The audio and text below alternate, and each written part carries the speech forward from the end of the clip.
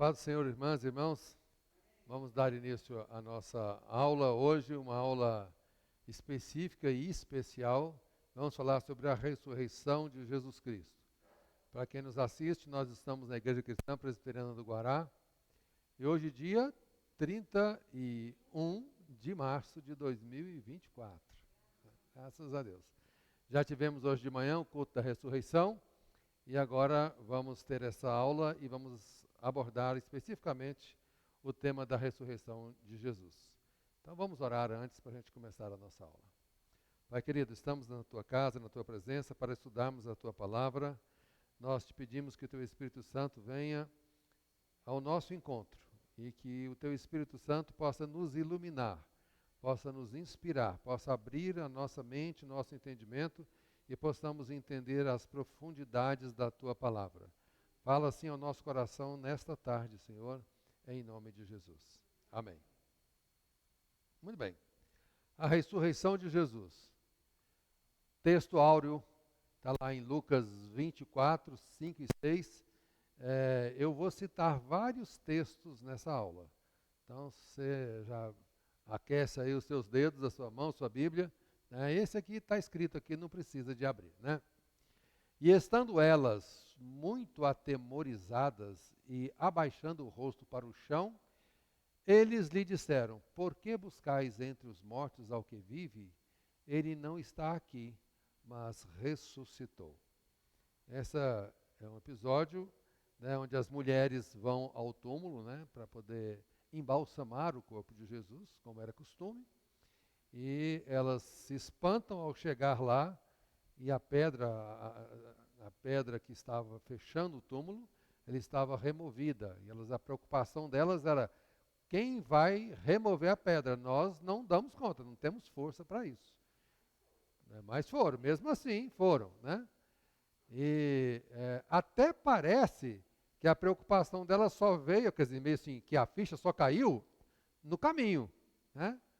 Parece que na preparação ninguém estava preocupado com isso, mas no caminho, e aí elas falam: e agora? Nós estamos indo lá, mas quem vai tirar a pedra, né? Mas quando elas chegaram lá, a pedra já estava removida, e uma voz, né, fala com ela inicialmente, depois um anjo aparece e pergunta para elas: por que vocês estão buscando entre os mortos ao que vive? Ele não está aqui, mas ressuscitou. A ressurreição de Jesus é a garantia de que todos os que morreram em Cristo ressuscitarão para a vida eterna. Esse é um ponto chave e crucial da nossa fé, né? Não são poucos os que não acreditam na ressurreição. Não são poucos. São muitos. Por exemplo, os espíritas, eles acreditam na reencarnação. Então, só imaginem, um espírito, se aquilo fosse verdade, né? Um espírito reencarna em 50 corpos diferentes. Aí vai ter a ressurreição. Qual desses corpos vai se apoderar daquele espírito, né? Tem 50 corpos para um espírito só? Como é que... Então, ou seja, como isso para eles é insolúvel, eles falaram: não tem ressurreição. Morreu, o corpo acabou. Quem é eterno é o espírito. Acreditam que o espírito é eterno, mas não acreditam no que o corpo um dia será ressuscitado e que o nosso espírito, né, voltará ao corpo, não este corpo corrupto como ele é, né, sujeito a doenças, a envelhecer, né, mas um corpo incorruptível, um corpo celestial. Hoje de manhã foi lido um texto muito longo, né, de 1 Coríntios 15, onde Paulo explica aos corintianos, né, não, aos moradores de Corinto, né? Aos moradores de Corinto, ele explica um pouco sobre a ressurreição, né? E o texto é bem longo e de certa maneira, em alguns aspectos do texto, um pouquinho complicado da gente entender o que está ali, o que Paulo fala, né? Mas Paulo fala: olha, um dia nós vamos ressurgir com um corpo diferente deste nosso. E aí, Paulo tenta explicar isso de uma maneira que eu acho inteligentíssima. Porque ele fala assim, olha, não tem que ser, a gente não tem que estar pensando que a gente vai ressurgir, o nosso novo corpo vai ser com essa mesma carne que a gente tem. Porque ele fala, olha, quer ver? Os animais têm carne, um é a carne de animal. Mas peixe também tem carne, a gente também tem como carne, mas a carne de peixe é totalmente diferente da carne de animal. As aves também têm carne. A carne da ave é totalmente diferente. Então, assim também um corpo espiritual, não é o espírito, é um corpo espiritual, também vai ter uma carne, porém vai ser diferente dessa que nós temos. Mas é um corpo, por isso que é um corpo já não sujeito a doenças, né? Já não sujeito à mortalidade. Esse corpo tem que ser diferente desse corpo nosso. A composição desse corpo vai ser diferente. Como é que vai ser? Aguarde um pouquinho que você vai ficar sabendo, né? Nós ainda não sabemos. Mas Paulo fala isso, olha, pensa numa coisa, se a gente tem corpo natural, a gente também tem corpo espiritual. Esse corpo espiritual, a carne vai ser diferente dessa carne humana, vai ser diferente da carne de animal, da carne de aves, da carne de peixes, etc. Né? Mas, enfim, o ponto-chave é a ressurreição de Jesus é a garantia de que todos os que morreram em Cristo ressuscitarão para a vida eterna. Então, nós temos essa certeza. Por que temos essa certeza? Porque Cristo já ressuscitou. E aí que Paulo fala, se Cristo não ressuscitou, então nós também não vamos ressuscitar. E aí, nós não temos a remissão dos pecados, nós continuamos nos nossos pecados. Portanto, não há salvação, não há remissão de pecados, não há nada. E aí eu estou pregando o quê? Estou pregando que há ressurreição, que há remissão de pecados? A minha pregação é falsa. Se é que não existe ressurreição dos mortos. Então ele fala, é claro que existe e é claro que a nossa pregação ela não é falsa, ela é verdadeira e o nosso trabalho em Cristo ele não é em vão. Né? Então vamos lá, abra a Bíblia em Lucas 24, nós vamos ler de 1 até o versículo 8. Lucas 24, de 1 a 8. Diz assim, mas no primeiro dia da semana, alta madrugada, foram elas ao túmulo, levando os aromas que haviam preparado. E encontraram a pedra removida do sepulcro. Mas ao entrarem, não acharam o corpo do Senhor Jesus. Aconteceu que, perplexas a esse respeito, apareceram-lhe 2 varões com vestes resplandecentes. Estando elas possuídas de temor, baixando os olhos para o chão, eles lhe falaram, por que buscais entre os mortos ao que vive? Ele não está aqui, mas ressuscitou. Lembrai-vos de como vos preveniu, estando ainda na Galileia, quando disse, importa que o Filho do Homem seja entregue nas mãos de pecadores e seja crucificado e ressuscite no terceiro dia. Então se lembraram das suas palavras. Parece que teve um branco, né? Jesus fala, mas ninguém acredita. E por isso que é muito interessante que os próprios apóstolos, embora Jesus já tivesse dito, e não foi uma vez só que ele disse várias vezes, eu vou morrer e no terceiro dia eu vou ressuscitar. Vou destruir este templo, em 3 dias o reconstruirei. Né? E mesmo assim, a gente fica imaginando o seguinte, Cristo morreu. Os apóstolos reúnem e falam, bom, vamos contar os 3 dias, porque ele falou que no terceiro dia vai ressuscitar. Então vamos ficar na nossa aqui e vamos contar os dias. Vamos entrar em desespero só no 4º dia. Mas até o terceiro está dentro do programado. Né? Não foi nada disso. Eles entraram em pânico no mesmo dia. No mesmo dia. É como se não lembrassem de maneira nenhuma de tudo aquilo que Jesus já tinha dito para eles. Oi? Já começou ali, né? Então, antes, né? Bem antes. Já cada um pulou para um lado, né? Foi aquele, como a gente diz no popular, um barata voa, né? Cada um foi para um lado, ninguém ficou perto, né? e esqueceram, né, das palavras de Jesus. E só depois que eles se deram conta. Então, muito bem, nós vamos falar hoje sobre esses assuntos, se tudo der certo, se o tempo for suficiente, né? A intenção nossa nesse estudo é falar sobre a doutrina da ressurreição. Ali vamos falar no contexto do Antigo e do Novo Testamento, a natureza da ressurreição, uma ressurreição literal, uma ressurreição corporal, as evidências da ressurreição de Jesus, evidências diretas e indiretas, e o propósito da ressurreição de Cristo Jesus, que é a salvação e justificação e a redenção do corpo. Esse é o nosso desafio nessa tarde. Vamos lá, introdução. Jesus ressuscitado é a razão da nossa fé. Como eu falei há pouco, se Cristo não tivesse ressuscitado, a nossa fé seria em vão. É a certeza para vivermos no presente, aguardando a nossa plena redenção futura. Então, nós vivemos hoje aguardando a nossa redenção. E ela é futura. E nós a aguardamos com convicção. Essa esperança não é uma esperança estilo o cara que joga na loteria, eu espero ganhar na loteria. Não, não é uma esperança maluca, doida, né, inventada, sem sentido. Não, é uma esperança firme. É uma esperança que nós estamos seguros dessa esperança. A ressurreição de Cristo significa que, igualmente a Ele, ressuscitaremos da morte para a vida eterna. Que passamos do pecado para a salvação, que passamos da injustiça para a justiça eterna. Ele está vivo, assentado à direita do Pai, intercedendo por nós, como um verdadeiro advogado fiel.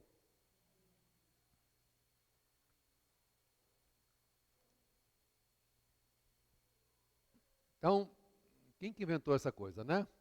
Esse negócio vem desde o início. Vamos pensar na constituição do homem, na origem. A origem, as Escrituras ensinam que Deus fez o homem à sua imagem e semelhança. Está lá em 1 Gênesis 26. Antes da queda, a morte não tinha domínio sobre o homem. Por isso eu penso muito quando alguém da família, ente querido, morre e nós somos acometidos de tristeza, de profunda tristeza. A tristeza é uma negação da fé? Não, não é negação da fé. Não é porque eu sei que vamos ressuscitar que eu não posso ficar triste com a despedida. Então nós ficamos tristes com a despedida, mas temos a certeza do reencontro, da ressurreição. Mas por que a gente fica triste com essa despedida? É porque na origem não existia morte. Então, quando Deus nos fez, não tinha morte na nossa estrutura. A nossa estrutura não foi criada para a morte. Ela não foi preparada para a morte. Então, a morte na nossa estrutura é um acidente horrível que aconteceu. É uma mudança de propósito, né? É uma mudança. Nós continuamos com aquela mesma estrutura original. Então, na nossa cabeça, na nossa estrutura, não é para morrer, mas morre. Então, não é para morrer, mas morre, aí dá uma tristeza, aí há um conflito, aí a gente fica triste. E é por essa razão, né? Porque realmente lá na nossa origem não existia a morte. A morte não tinha domínio sobre o homem.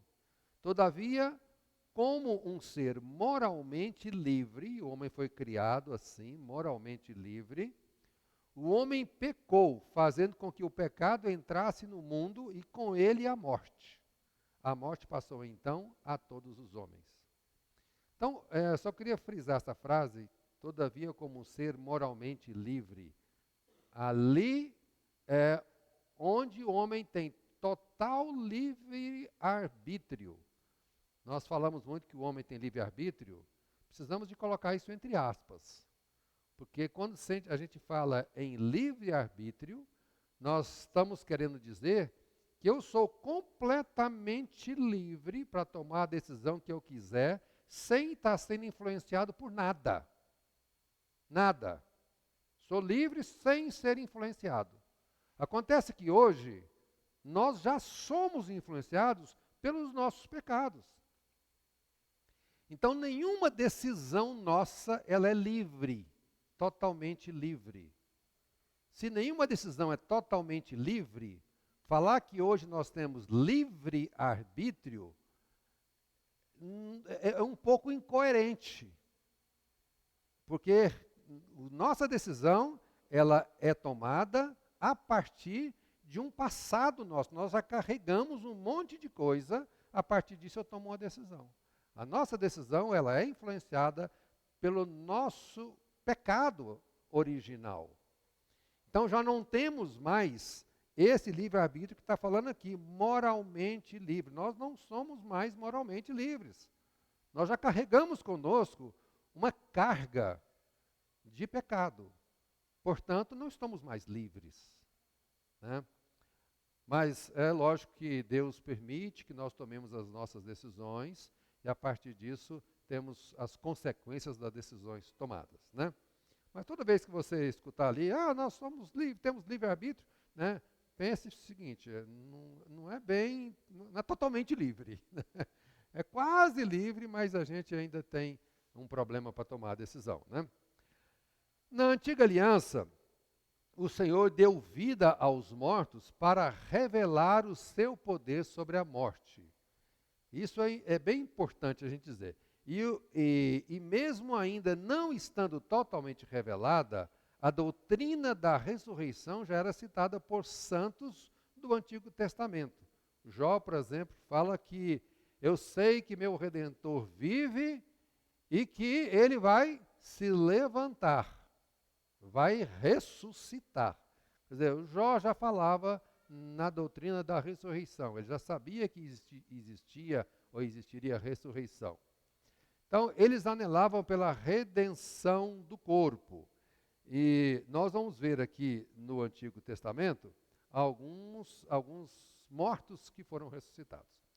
Jesus se revelou como o Messias prometido e a sua morte e ressurreição garantiram que a penalidade do pecado, qual que é a penalidade do pecado? A morte. Que essa penalidade do pecado, a morte, fosse vencida. Em Cristo, Cristo vence essa penalidade. Então essa penalidade, ela já não nos alcança mais. Em Cristo, ela não nos alcança mais. Então, em Cristo, o direito de viver eternamente em um corpo físico, não nessa matéria, mas numa outra matéria que a gente não sabe qual é, tornou-se novamente real. Então, nós vamos voltar àquela ideia original da criação do homem, onde em um corpo e espírito, ele ia viver eternamente. Entrou o pecado, isso mudou. Agora, com a ressurreição de Jesus, ele nos garante que um dia nós também vamos ressuscitar com um corpo que vai ser eterno. Então, nós vamos ressuscitar junto com o nosso espírito e vamos ter um corpo eterno. Passou a ser, então, real isso outra vez. Vamos lá, as provas da morte de Cristo. Para provar que Cristo ressuscitou, é necessário, primeiro, provar que ele morreu. Tá? Só vai ressuscitar quem morreu. Quem não morreu, não pode ressuscitar. Isto é necessário porque há alguns que dizem que ele não morreu, mas estava apenas inconsciente ou um transe. Né? Fora isso, nós temos algumas heresias lá nos primeiros séculos, onde uns diziam o seguinte, não, Jesus era só uma imagem, uma holografia. Ele não existiu em carne e osso. Então você via a Jesus como uma projeção, mas ele era só um espírito. Até quando Jesus ressuscita, outra vez, os apóstolos ainda não acreditavam totalmente na ressurreição. Até quando foi visto Jesus, eles achavam ainda que aquilo era um espírito. Ele falou, não sou espírito não, eu sou carne e osso, vem aqui, toca em mim, vê que eu tenho osso, eu tenho carne. eu estou com fome, me dá de comer. Né? Ele teve que fazer isso para mostrar para os seus discípulos que ele tinha ressuscitado num outro corpo. Ou seja, para ele ressuscitar, ele tinha que ter morrido. Portanto, para que a gente prove a ressurreição de Cristo, primeiramente a gente tem que provar que ele morreu. E que ele era homem, que ele tinha um corpo, e esse corpo foi para a cruz e morreu. Marcos 15, 37, diz que Jesus clamou em alta voz e entregou o seu espírito. Né? Nas suas mãos, entrego o meu espírito. Portanto, provando que, com esse texto, que Jesus morreu. Ele entregou o espírito e morreu. Né? Pilatos, esse texto eu quero que vocês... dá para ler. Né? É João 19, 31 a 34. Quando José de Arimateia foi pedir o corpo, né, para Pilatos, para sepultar a Jesus, Pilatos estava com um pouco daquela ideia dos próprios, do sinédrio, da própria, da religião, né, dos líderes religiosos, que falam assim, ele morreu, não deixa ele ressuscitar, não. Né? Aí tem aquela questão da corrupção, foi até dito hoje de manhã, da corrupção dos soldados, que quando os anciãos lá, os escribas, os sacerdotes, ficaram sabendo que ele ressuscitou, porque os guardas foram lá contar tudo que tinha acontecido, eles corromperam, né, os soldados, botaram dinheiro, compraram, botaram dinheiro na mão deles, para que eles inventassem uma versão. E uma versão perigosa, porque eles foram colocados lá para ser guardiões do corpo de Cristo. Se eles sagassem, não, mas eu dormi. Ah, foi? Você dormiu em serviço? Espada. A pena era morte. Então, até os sacerdotes falam assim, não, pode abrir a boca e falar que vocês estavam dormindo, a versão vai ser essa. Deixa que eu cuido que vocês não vão morrer. Então você vê a corrupção dos dois lados, né, com os soldados que estavam lá, que viram tudo, e depois com as autoridades, por exemplo, eles vão inventar essa versão mesmo, mas eles não estavam dormindo não. Então você não mata eles não, porque eles não têm culpa disso. Né? Então muito bem. Pilatos, então, ele queria se assegurar de que realmente Jesus tinha morrido.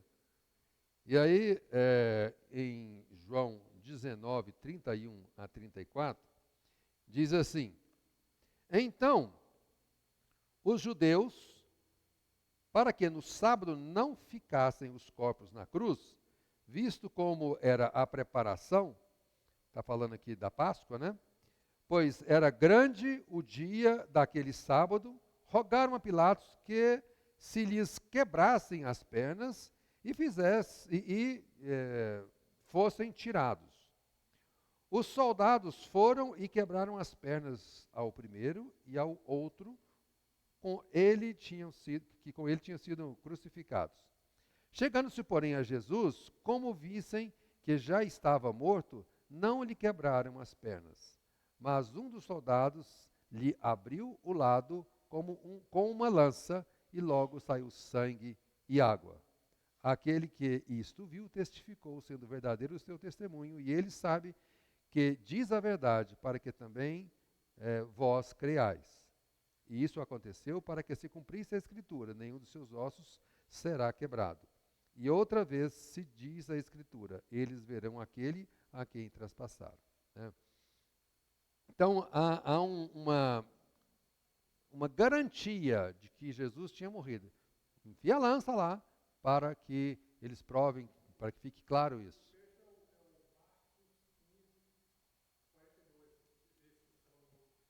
Do Pilatos, né? Marcos 15, 42. Leia aí, por favor.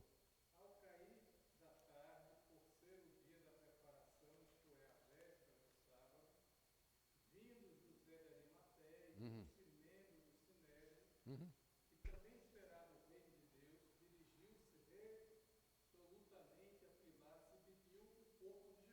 Isso. Mas Pilatos admirou-se de que ele já tivesse morrido. E tendo chamado o centurião, perguntou-lhe se havia muito que morrer. Após certificar-se pela informação do comandante, cedeu o corpo a José. É isso. Então, são os dois textos, né? Quer dizer, a partir disso aqui, Pilatos ordena que se traspassasse para que tivesse a certeza. O comandante faz isso, né? Dá a informação, ele realmente está morto. Então, há uma garantia de que Jesus morreu, né?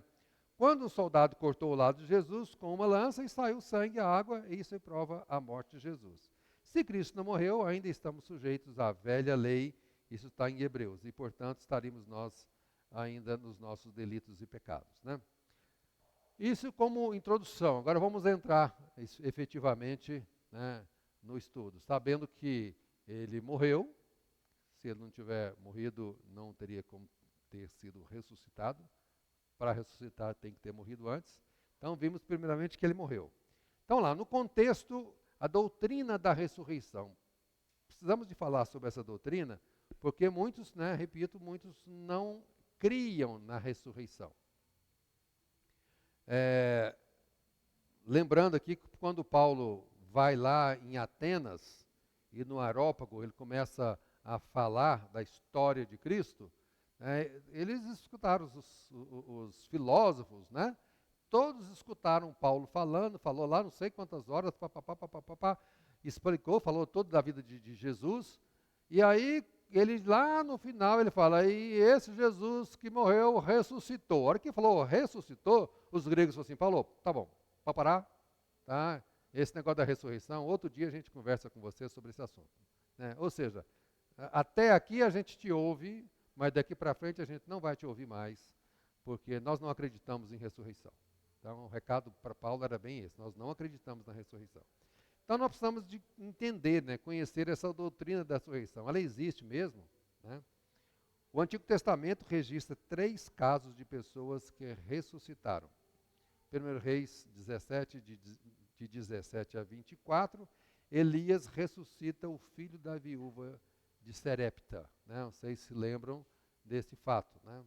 A viúva estava lá e o filho então morre, Elias deita sobre o menino e ele ressuscita. Então, só para a gente ver que já no Velho Testamento aconteceram alguns casos de ressurreição de mortos.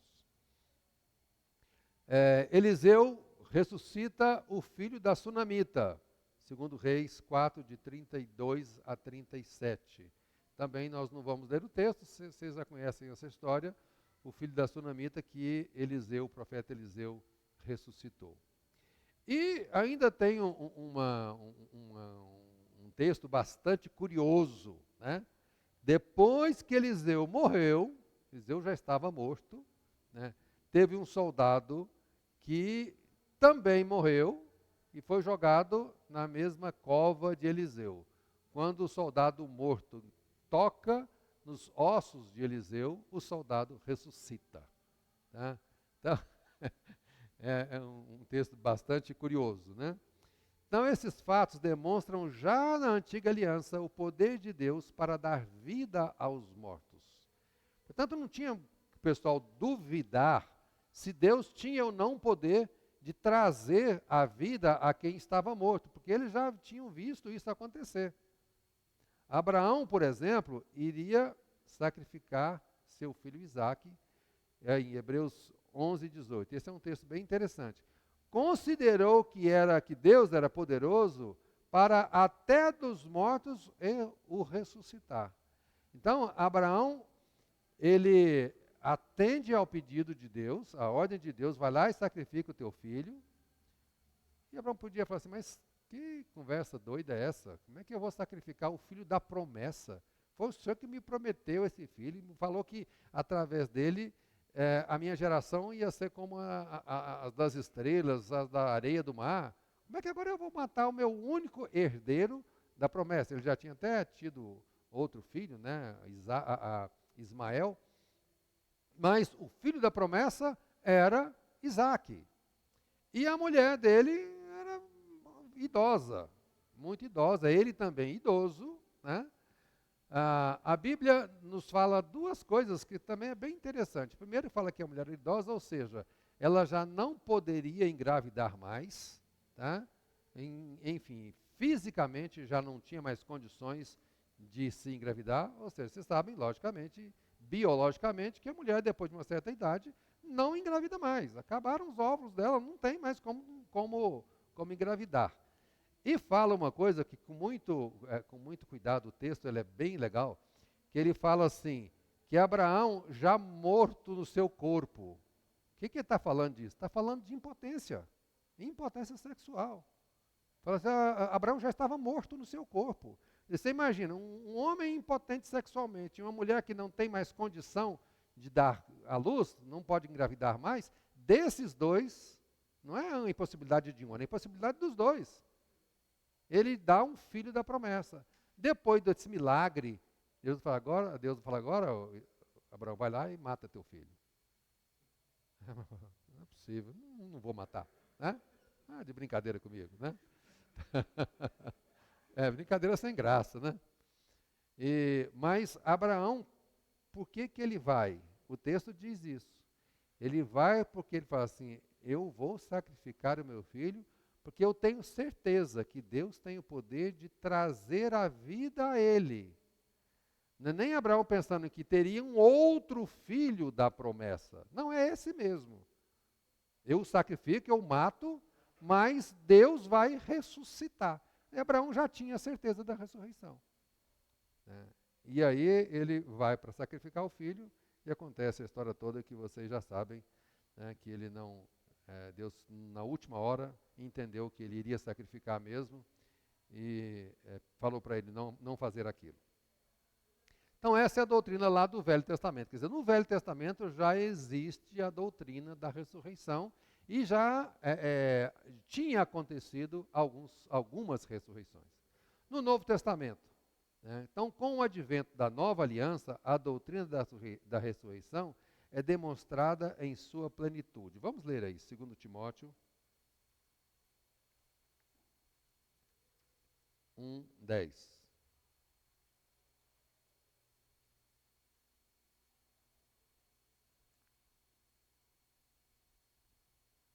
Alguém quer ler? Pode ler? 2 Timóteo 1:10.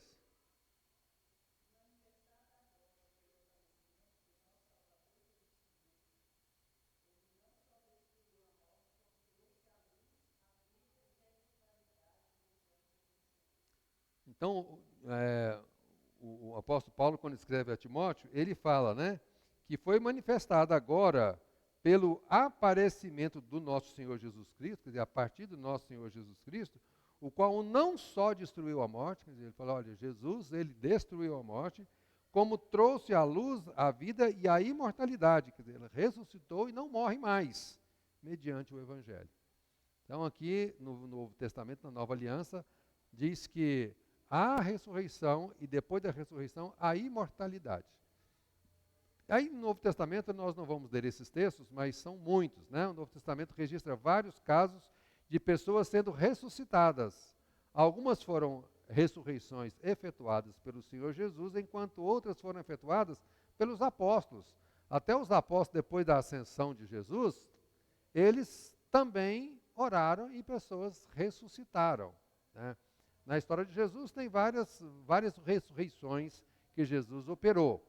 E mesmo depois da ascensão de Jesus, né, tem várias ressurreições operadas pelos apóstolos. Então, em todos os casos, exceto a ressurreição de Jesus, as pessoas ressuscitadas morreram novamente. Então, aquelas ressurreições, elas só demonstravam que Deus tem poder de trazer à vida aquele que morreu. Portanto, creia na ressurreição. Mas, quando nós estamos falando em glorificação, né, em imortalidade, não é essas ressurreições que estão relacionadas na Bíblia, exceto a de Jesus Cristo, que este sim morreu, venceu a morte uma vez por todas, e aí vem a questão da imortalidade, né? Falando da natureza da ressurreição de Jesus.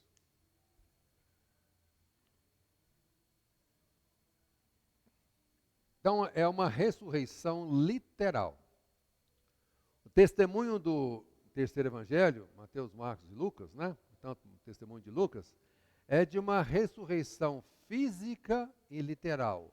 Não é, outra vez, daquela história da holografia, do espírito. Não, o espírito dele, ele não morreu.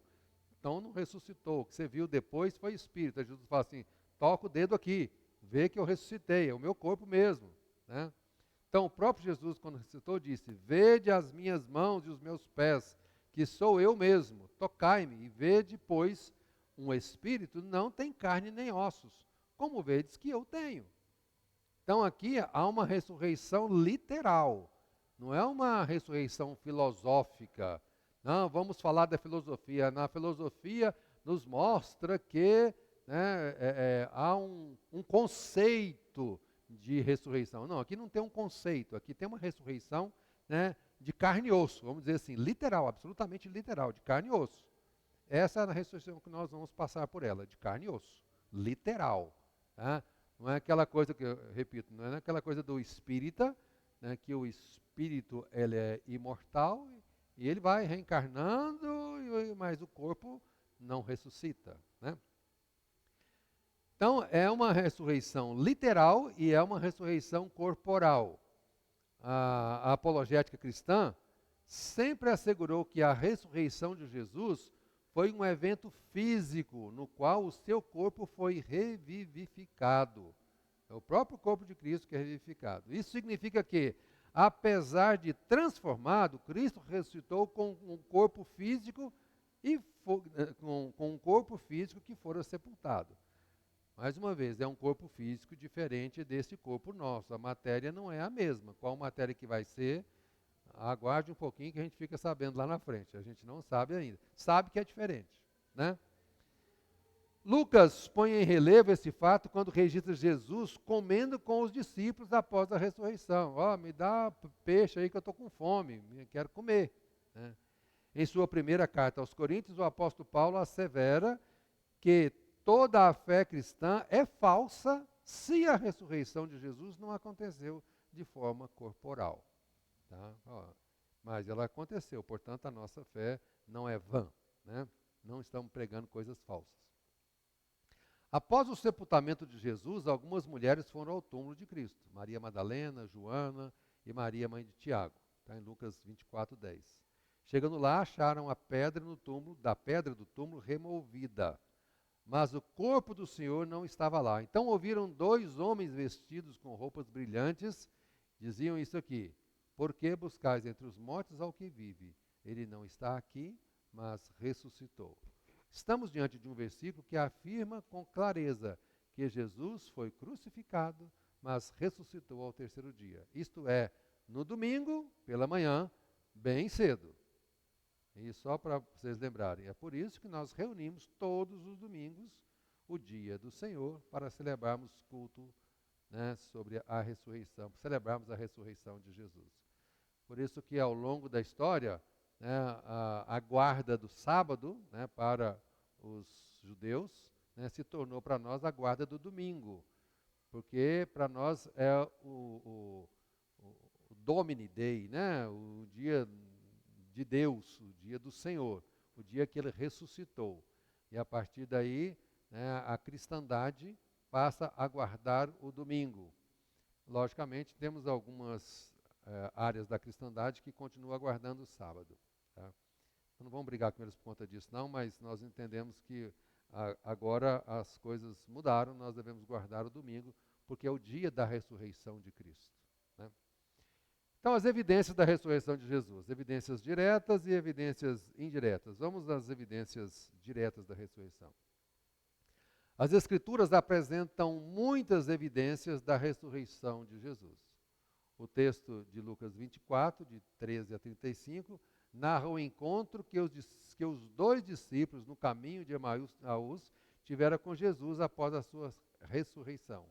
Trata-se de uma evidência direta da ressurreição, porque mostra Jesus ressuscitado em um corpo físico e tangível. Tá? Então, lá no caminho de Emaús, está lá 2 discípulos conversando com um fantasma, conversando com um espírito, conversando com uma holografia andando lá, com uma projeção. Não foi. Estavam andando com uma pessoa verdadeira, que tem carne e osso, uma pessoa física. Então, se é com uma pessoa física, é porque Jesus ressuscitou. É uma evidência da ressurreição de Jesus, o testemunho fiel desses dois discípulos que andaram com ele, né, por um bom tempo, conversando com Jesus, depois que ele ressuscitou. Evidência semelhante pode ser vista no relato da ressurreição do Evangelho de João, João 20, de 11 a 29. Nesses relatos, observamos que as pessoas para as quais o Senhor apareceu viram o seu corpo, conversaram com ele e até mesmo chegaram a tocá-lo. Não se tratava, portanto, de uma visão, de um sonho, mas de um encontro real, né? Se não me lembro qual o texto e qual dos apóstolos, que quando fala da ressurreição de Jesus, fala assim, não, e ele foi visto por mais de 500 pessoas.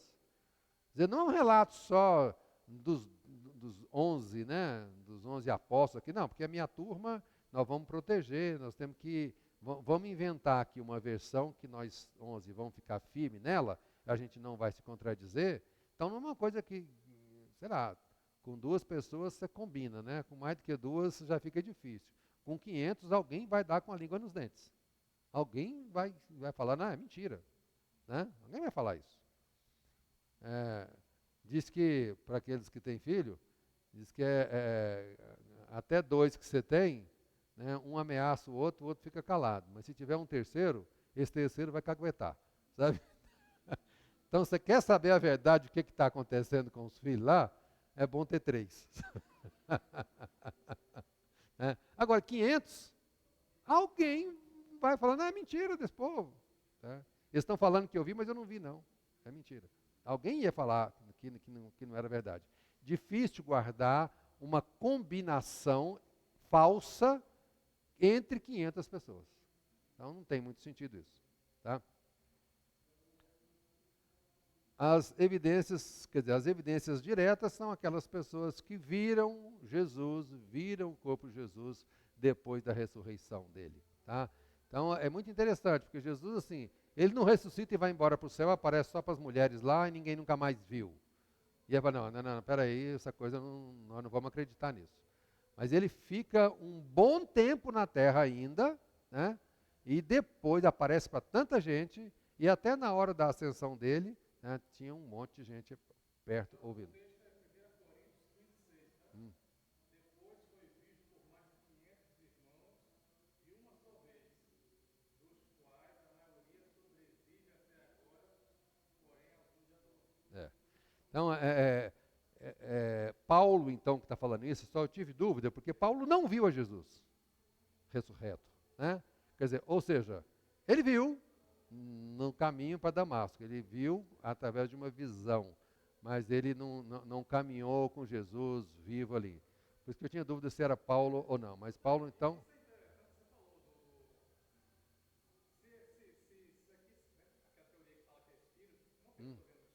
Uhum.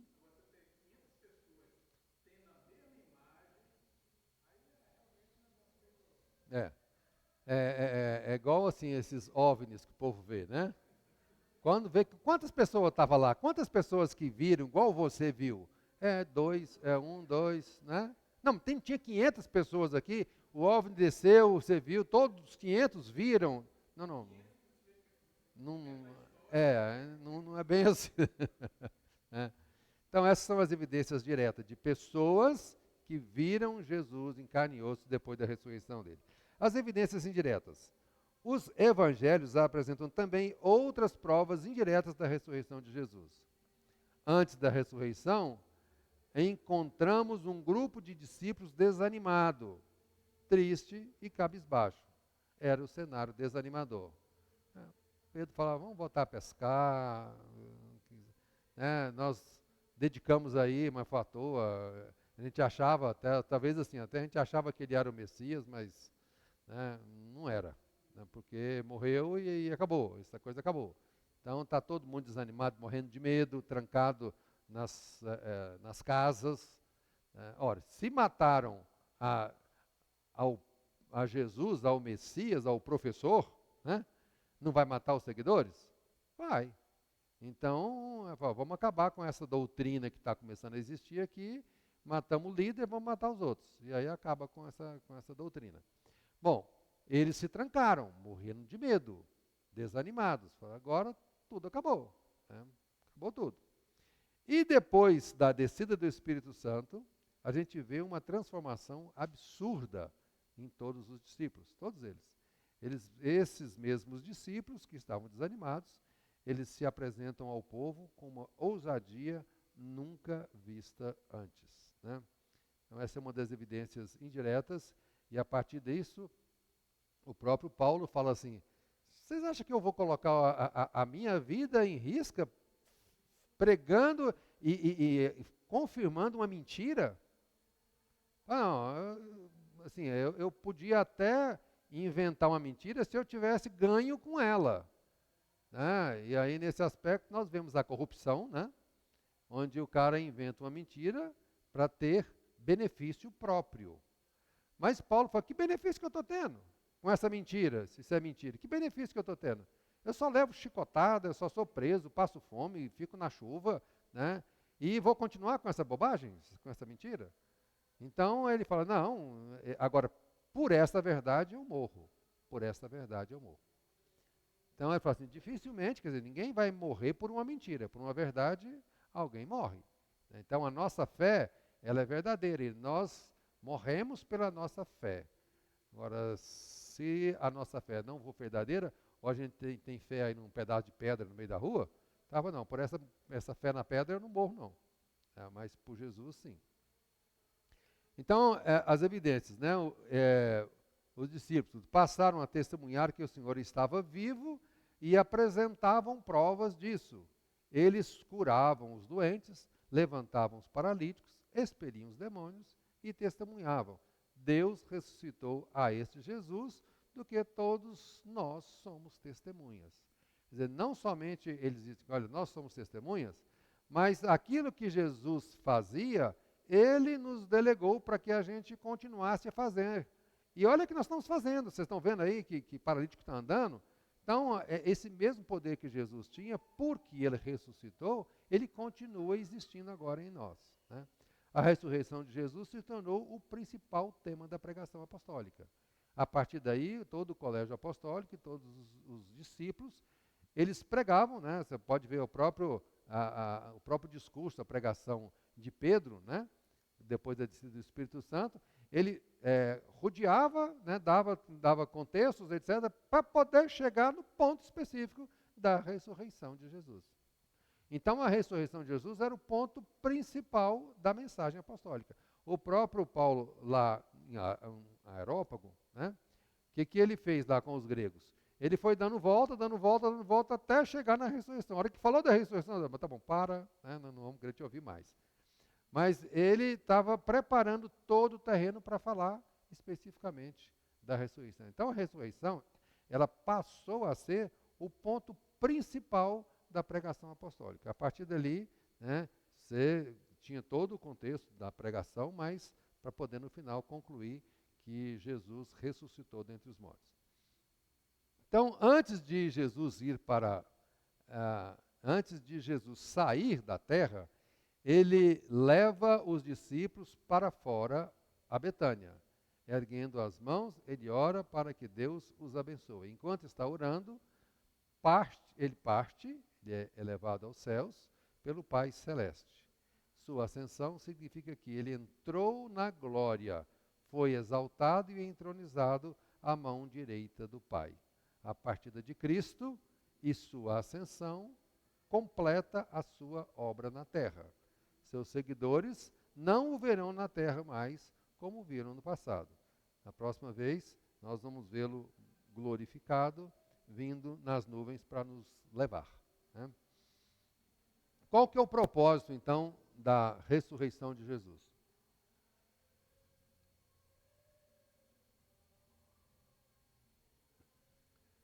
Propósito da ressurreição de Jesus: a salvação e justificação e a redenção do corpo. São os dois, ou os três propósitos, né? A salvação e justificação, um, e a redenção do corpo, o outro. Salvação e justificação.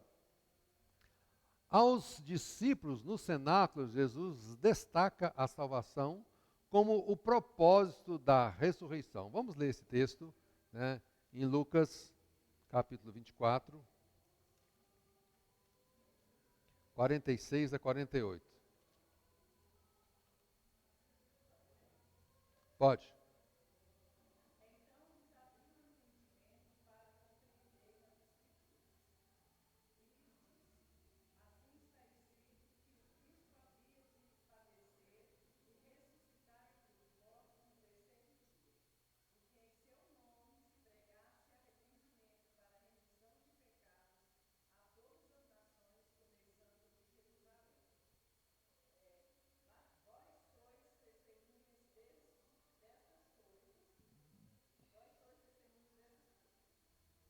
Tá até aí, pode ser até aí.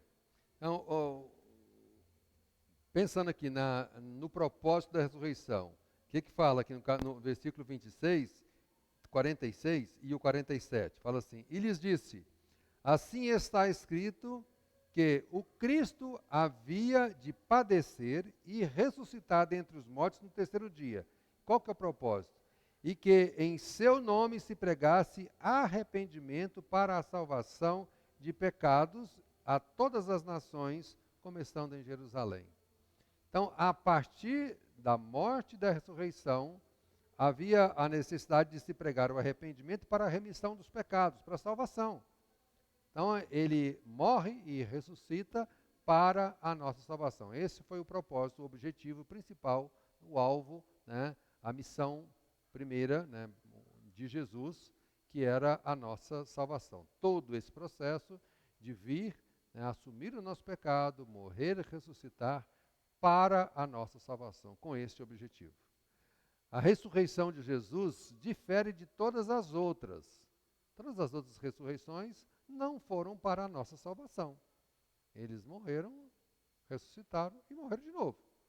Vão ressuscitar outra vez um dia.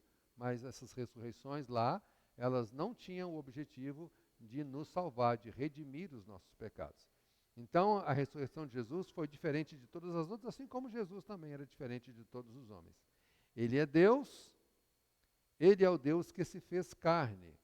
Ele é o segundo Adão, representando a humanidade caída.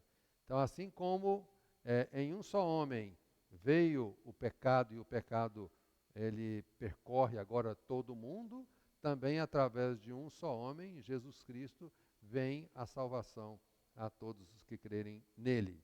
Ele é o único mediador entre Deus e os homens, que nos salva de nossos pecados.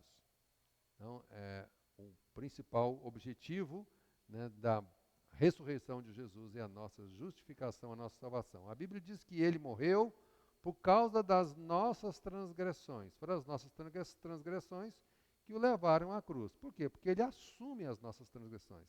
Se ele não tivesse assumido as nossas transgressões, ele não teria sido levado à cruz. Então, por conta dele ter assumido as nossas transgressões, ele foi levado à cruz. Que o sacrifício dele foi em resgate de muitos, para que os nossos pecados fossem perdoados. Que a sua ressurreição foi por causa da nossa justificação. Esse aqui é Romanos, vamos ler, Romanos 4, 25.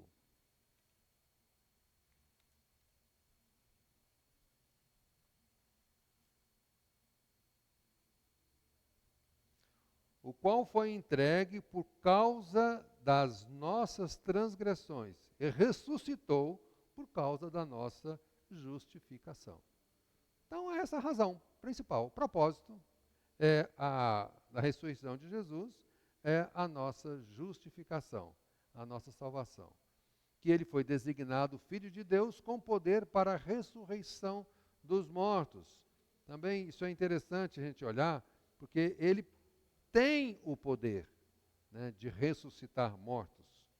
E foi designado Filho de Deus com poder, segundo o Espírito de Santidade, pela ressurreição dos mortos, a saber, Jesus Cristo, nosso Senhor. Então, ele tem o poder de nos ressuscitar. Tá? outro propósito é a redenção do nosso corpo. A ressurreição de Jesus é a garantia de que os crentes também ressuscitarão dos mortos. Se Jesus ressuscitou, também nós ressuscitaremos.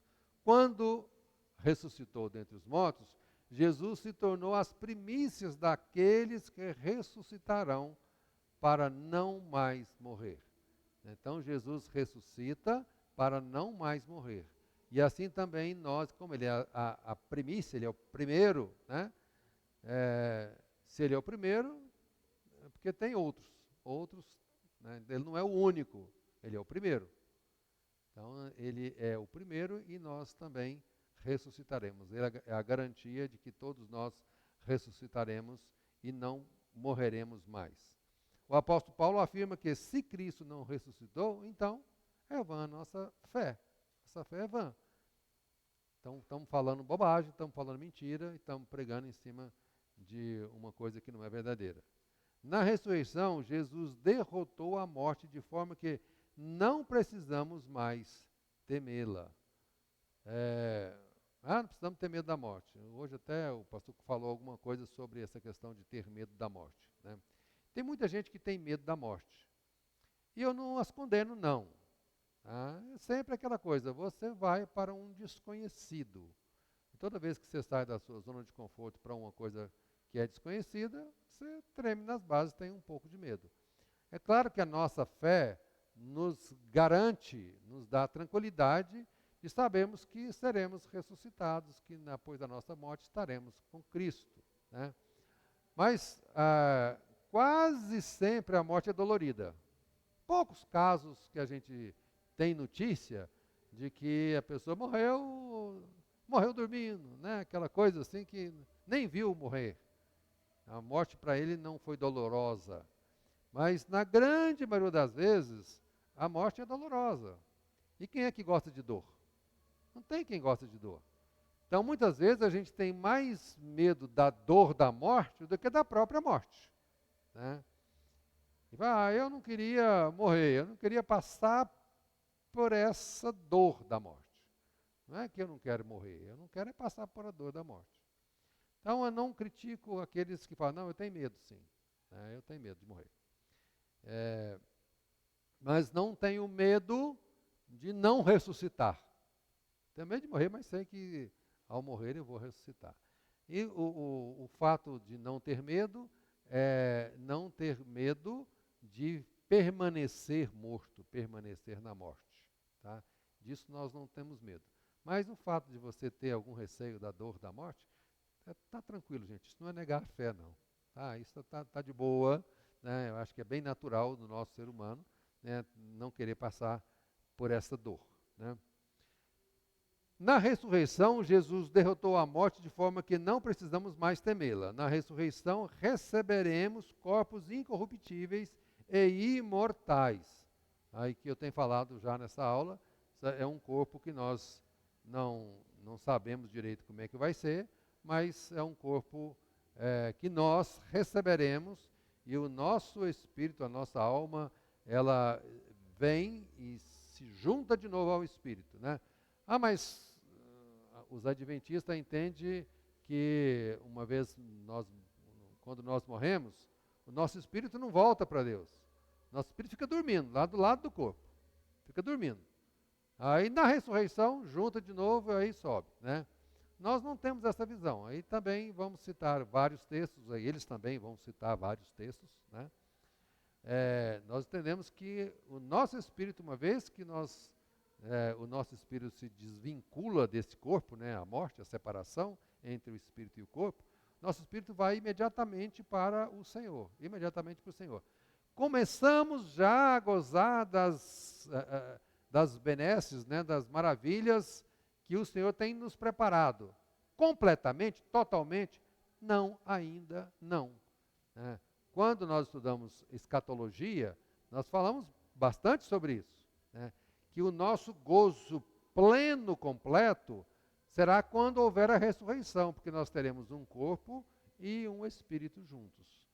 Nesse momento da morte, que nós deixamos de ter um corpo e passamos a ter só o espírito, esse espírito vai para o Senhor, já começa a gozar, né, das maravilhas que o Senhor tem preparado para nós, mas passaremos a gozar plenamente na ressurreição do corpo, onde esse Espírito se junta ao corpo, né, e nós passamos então definitivamente a gozar de tudo aquilo que o Senhor tem preparado para nós.